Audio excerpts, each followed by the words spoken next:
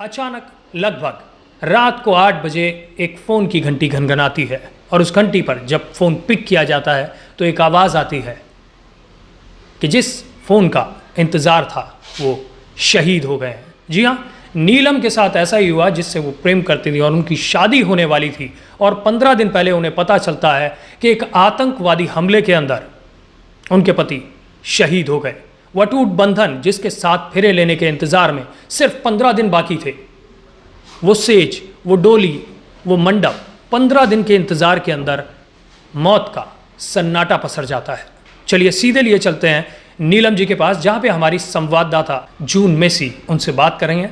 अगर आप हमें YouTube पर देख रहे हैं तो आप हमारे चैनल को सब्सक्राइब करें और अगर आप हमारे से फेसबुक के पेज पर देख रहे हैं तो फेसबुक के पेज को लाइक ज़रूर करें। साथ ही हमारी आपसे गुजारिश होगी कि आप इस वीडियो को ज़्यादा से ज़्यादा लोगों तक पहुंचाने की कोशिश करें और हमारे देश के सैनिकों की आवाज़ देश के लोगों तक पहुंच पाए कि आखिर एक सैनिक के साथ क्या होता है और वहीं सैनिक के परिवार के साथ में किस तरीके से दुख, दर्द और तकलीफ़ों का पहाड़ टूट पड़ता है।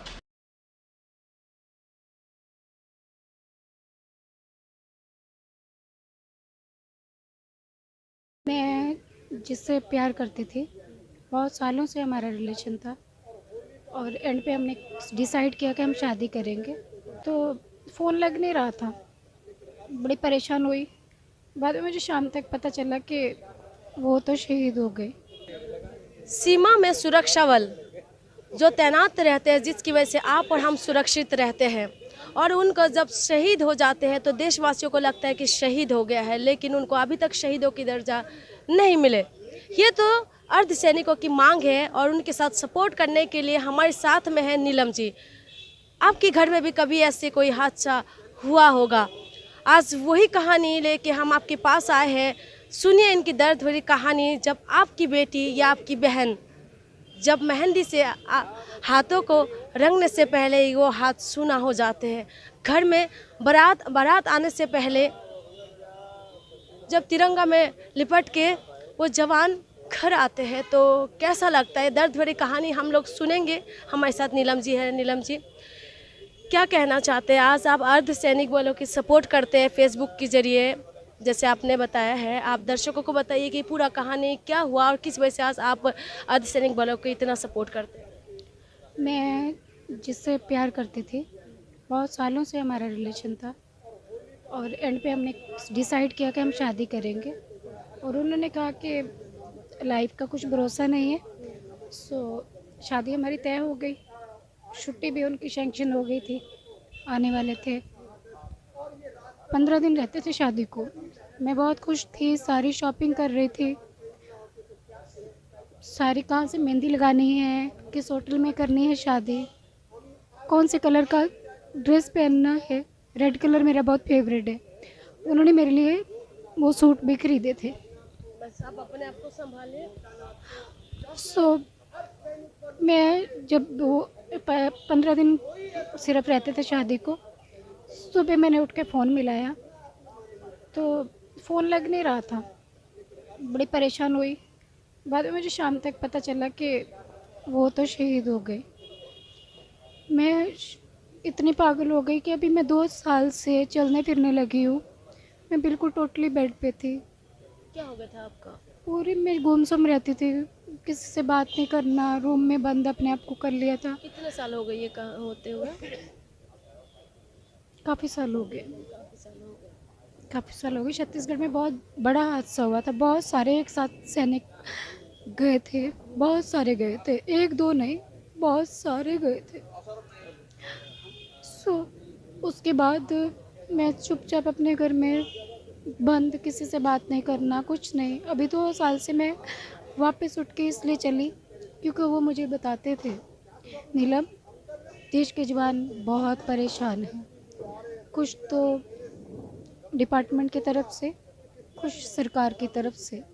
वो कुछ करना चाहते थे, कहते थे मैं अच्छे ओहदे पे पहुंच गया, वैसे भी अच्छे थे, अच्छे ओहदे पे थे, मगर वो कहते थे अच्छे ओहदे पे अगर मैं पहुंच जाता हूं तो मैं इनको इनके हक अपने थ्रू जितना मैं कर पाता हूं, अभी भी कर रहा हूं, जितना सपोर्ट कर सकता हूं, मगर आगे भी मैं इनको करूंगा।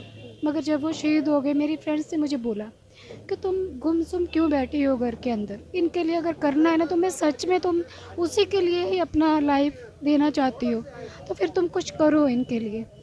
तब मैं जाके एफबी पे थ्रू मुद्दे उठाने लगी पैरामिलिट्री के, और फिर मैंने एक जरिया ढूंढा रणवीर सर का, जो पैरामिलिट्री के जनरल सेक्रेटरी हैं, एक्स सेक्रेटरी हैं। मैंने इनकी मुहिम के साथ जुड़ी, इनकी मुहिम के साथ जुड़ के अब ये पैरामिलिट्री के मुद्दे उठाए जा रहे हैं। लोगों को मैं भी वीडियो बना के बताती हूँ कि पैरामिलिट्री के जवान कौन है, सीआरपीएफ, बीएसएफ, आईटीबीपी, सबके मुद्दे को आप सबके मुद्दे उठाती हूँ।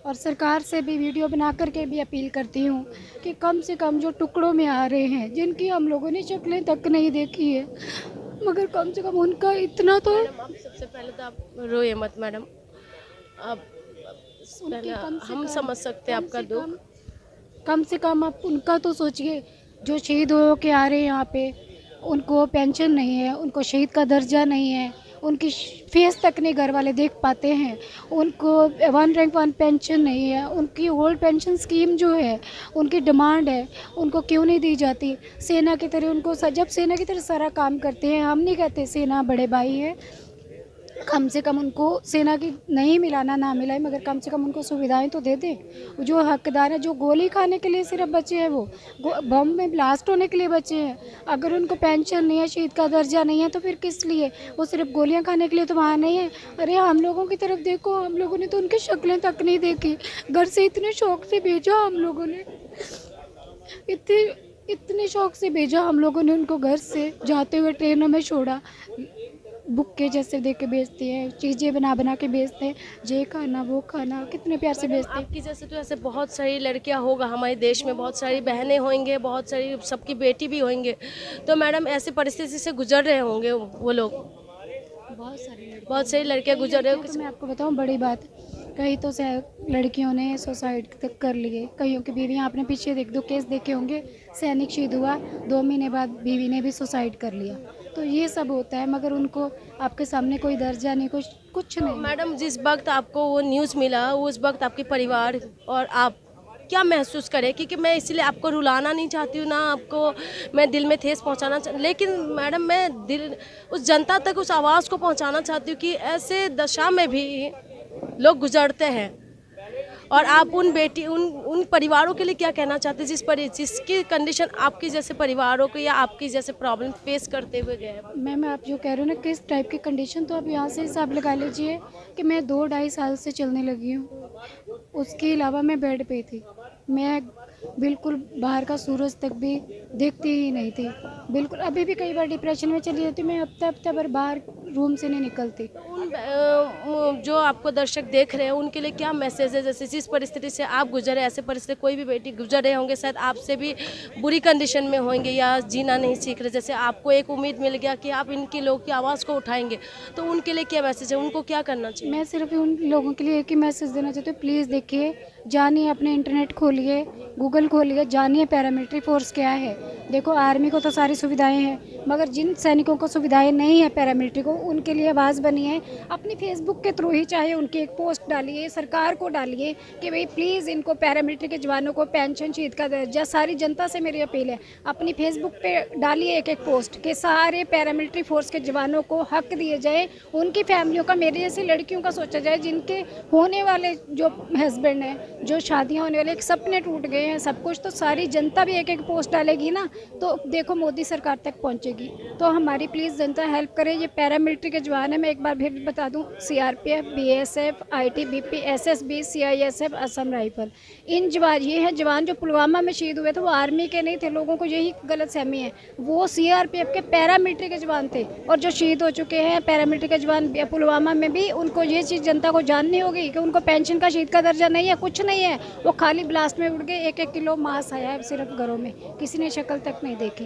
बस ये जनता से अपील है मेरी, अपने अभियों पे प्लीज़ पैरामिलिट्री का डालिए सरकार को कि उनको हक दिए जाए। सेना की तरह जब काम करते हैं तो ये भी एक फौजी हैं, जैसे आर्मी के फौजी हैं वैसे ये हैं, मगर जनता को बहुत कम पता है। पॉलिटिशियन भी वहाँ पे टीवी पे आके पता क्या बोलते हैं, जब हमारा पैरामिलिट्री का जवान शहीद होता है तो वहाँ आर्मी करते हैं कि आर्मी का सोल्जर। ये गुमराह किया जाता है लोगों को, तो ये गुमराह करना पॉलिटिशियन भी बंद करें। पैरामिलिट्री का जवान है तो पैरामिलिट्री का बोले। अभी नरेंद्र जी शहीद हुए थे BSF के, उनको भी इन्होंने, पात्रा जी ने वहाँ पे बोला आर्मी का जवान। क्यों आर्मी का जवान? वो BSF का जवान था। जब BSF का जवान है, क्यों लोगों को गुमराह करते हैं? लोग तो यही सोचते हैं आर्मी। अभी आपने पुलवामा में जब शहीद हुए थे, इंडिया गेट में सब लोग आर्मी जिंदाबाद, आर्मी जिंदाबाद, किसी ने बोला? लोग कंफ्यूजन में रहते हैं, लोगों को ये पता ही नहीं है कि अर्धसैनिक क्या है और आर्मी क्या है। बिल्कुल, अर्धसैनिक बल, जो अर्धसैनिक बल हम उन्हीं को कहते हैं। जो पैरामिलिट्री फोर्स है उसको अर्धसैनिक बल कहा जाता है, क्योंकि इनको सुविधाएं नहीं है, इसलिए आधे अधूरे सैनिक।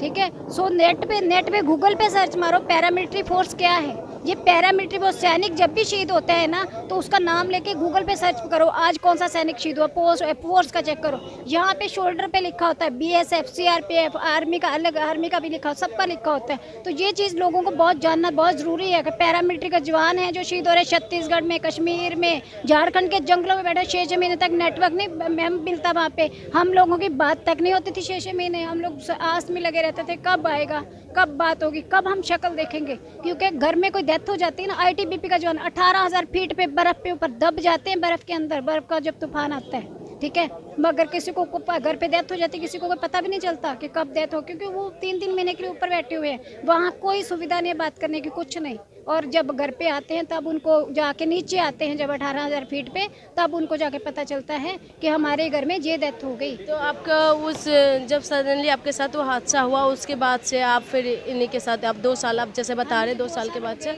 आप इन्हीं के साथ? हाँ जी, 2-2.5 साल हो गए मुझे इन्हीं के साथ जुड़े हुए। मैं फेसबुक के थ्रू भी, मेरी फेसबुक में सारे सैनिक। क्या करते हैं मैडम आप? मैं मेकअप आर्टिस्ट हूँ, ऐसे मेकअप आर्टिस्ट हूँ। और मैं ये भी अभी सोच रही हूँ कि मैं शायद खुद भी शहीद के परिवार जो हैं, जो विधवाएं हैं, उनको जो है मैं कोशिश कर रही हूँ कि अगर मेरे पास आती हैं तो मैं उनको अपने लाइन का भी काम सिखाऊं, जो कम से कम जो वो तो चलेंगे तो कुछ कर। मैडम ऐसा क्यों लगता है कि शहीदों की जो परिवार होता है, पहले तो वादा होता है कि शहीदों के परिवार में एक मोटा अमाउंट दे दिया जाएगा, लेकिन उनके पास तक भी नहीं पहुँचते और कोई अमाउंट नहीं पहुँचता मैडम। अभी देखिए, पीछे आपने सुना था एक सैनिक का सिर काट के ले गए थे पाकिस्तान वाले, उनको सरकार ने बोला था पेट्रोल पंप देंगे, सारा पैसा देंगे, 1 करोड़ पता नहीं कितना। मैडम कुछ नहीं मिला, जाके उनके घर में देखी, जाके बड़ी शर्म वाली बात है, टॉयलेट तक नहीं उनके घर पे। तो मैडम क्या कहना चाहते हैं इसमें नाकामी कहाँ पर? क्योंकि सैनिक तो अपना पूरा जो ईमान और धर्म पूरा लगा देते अपने उसमें कि सिर्फ देश की रक्षा करना है, उसमें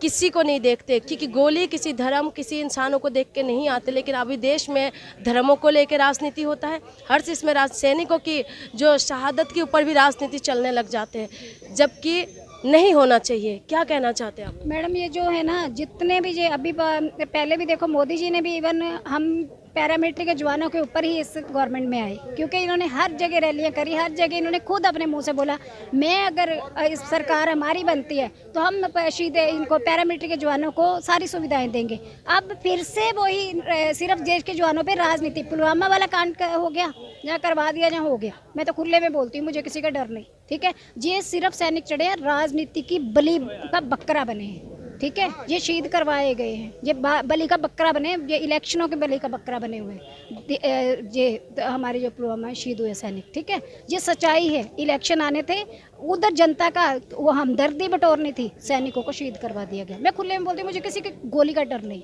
मैं नहीं डरती किसी से भी। ये जवान शहीद करवाए गए हैं, ये हुए नहीं, ये राजनीति की बलि चढ़े हैं। ठीक है, और दूसरी बात ये मैडम, मैं आपको एक चीज़ बता दूं, मैं बताना नहीं चाहती थी, मैं अभी शंकर सिंह बराला जी शहीद हुए थे CRPF के, पिछले साल जुलाई में मैं उनके घर गई थी। मैंने अपने पास से, अपनी मेहनत की कमाई से 51,000 रुपये उनके घर दे के आई थी। मैं राजस्थान गई थी। मैं और भी सैनिकों की अब चुपचाप हेल्प करती हूँ, जितना भी मेरे, जो भी मेरी इनकम होती है मैं सैनिकों के परिवार को ही देती हूँ, अपने गुजारा कर रखती हूँ। मैडम आप इतना ज़्यादा उन लोग परिवारों के लिए करते हैं, सरकार से भी उम्मीद रखते हैं, आपको उम्मीद है सरकार से? जो कोशिश आप जनता तक पहुँचाने की कोशिश करते हैं, सरकार तक पहुँचाने की कोशिश करते हैं, आपको कितना उम्मीद है? आपको जो शंकर सिंह बराला जी शहीद हुए ना, उनको अभी तक 1 रुपया भी नहीं मिला उसके घर में, 1 रुपया भी नहीं। एक सर्टिफिकेट की वजह से उनका वो रुका हुआ है। मीडिया में बहुत खबर आते हैं कि परिवार शहीदों के परिवारों में 25 लाख रुपए दे दिया गया, उनके परिवारों में इतना दे दिया गया, कहते कुछ है, होता नहीं है क्या? कुछ नहीं मैडम, कुछ नहीं। अभी शंकर सिंह भराला के बता रही हूँ ना मैं आपको, एक सर्टिफिकेट के लिए उनको चक्कर कटवाए जा रहे हैं, इस डिपार्टमेंट जाओ, इसमें जाओ, इसमें जाओ, इसमें जाओ। अभी तक उन्होंने हार के एक न्यूज़ वाले अभी जो वो लांबा जी, रोहतास लांबा जी शहीद हुए थे ना, तब उनका परिवार वहाँ पे गया क्योंकि मजबूरी थी, वहाँ मीडिया आएगा। तब उनके परिवार ने मीडिया के थ्रू अपनी आवाज़ उठाई कि देखिए हमारा भाई शंकर सिंह भराला शहीद हो गया। तो उन्होंने पता क्या बोला, रोहतास लांबा के घर वालों को बोला बॉडी लेने से मना कर दो। कि मैडम यहाँ पर मीडिया आपको क्या मेन स्ट्रीम मीडिया नजर आया है आपको? मैडम मैं मीडिया का भी बोलूँ, आप लोग भी मीडिया वाले हो, बट सॉरी टू से एक्चुअली क्या मीडिया वाले भी जो है ना, जैसे मैं सबका एक बोलती हूँ, आज तक हो गया चाहे कुछ भी, कुछ चैनल बीजेपी के अपने खरीदे हुए जो जहाँ से रिकॉर्डिंग करके लेके चले जाते हैं, मगर दिखाता कोई भी नहीं। सिर्फ यहाँ पे आए, रिकॉर्डिंग करिए चले। हाँ, एनडीटीवी इंडिया दिखाते हैं, बीबीसी वाले भी, बीबीसी समथिंग ऐसा कुछ न्यूज़ लास्ट टाइम जो 24/7 वालों ने भी दिखाया था हमारा, ठीक है, एनडीटीवी इंडिया वालों ने दिखाया था। बाकी सारे चैनलों की मैं बता रही हूँ, रिकॉर्डिंग करके लेके गए, जितनी बार भी आते हैं रिकॉर्डिंग, मगर उसके बाद दिखाता कोई भी नहीं, ठीक है। तो ये कड़वी सच्चाई है और मैं तो बोल देती हूँ मुँह पे, जो भी अदर चैनल वाले आते हैं तो मैं बोल देती हूँ, मैं बोलती हूँ सॉरी, कोई फ़ायदा नहीं लेने का, क्योंकि दिखाना तो है नहीं आप लोगों ने, जस्ट फॉर्मेलिटीज़ करने के लिए। पर दबाव है बीजेपी की सरकार का, क्योंकि जो सरकार आती है उसका दबाव होता है चैनलों के ऊपर। और जी वाले तो मैं खुले में कह रही हूँ, बीजेपी के चमचे पूरे, जो बीजेपी बोलेगी वही करना है इन्होंने। Thank you sir. ये थे हमारे साथ नीलम जी, जिनकी कहानी हम आप तक पहुँचाया है कि किस दर्द से ये बेटी गुजरी है, ये देश की बेटी है। शायद यही कहानी आपके परिवारों में भी कभी हुआ होगा या आपके रिश्तेदारों में भी कभी हुआ होगा, लेकिन ऐसा नहीं होना चाहिए। हम तो चाहते यही है, लेकिन हो जाते हैं। और इनके अभी ये कोशिश यही करते हैं, उन परिवारों के बीच में जाते हैं, उनकी दर्द भरी कहानियों को सुनते हैं और उनकी जितना हो सके मदद करते हैं। अब फेसबुक के ज़रिए अपनी आवाज़ को उठाते हैं और सरकार तक पहुँचाने की कोशिश करते हैं। इनकी कोशिश कब तक रंग लाएगा ये तो देखना है। और अर्धसैनिक कब तक ऐसे, कभी प्रेस क्लब, कभी जंतर मंतर, कैसे अपनी मांगों को लेके कब तक घूमते रहेंगे ये तो देखना है। 2019 में क्या रिजल्ट आएगा, क्या इनके लिए कोई घोषणा पत्र में इनकी कुछ भी मांग शामिल होगा कि नहीं होगा, ये तो देखना है। तब तक आप लोग हमारे साथ बने रहिए।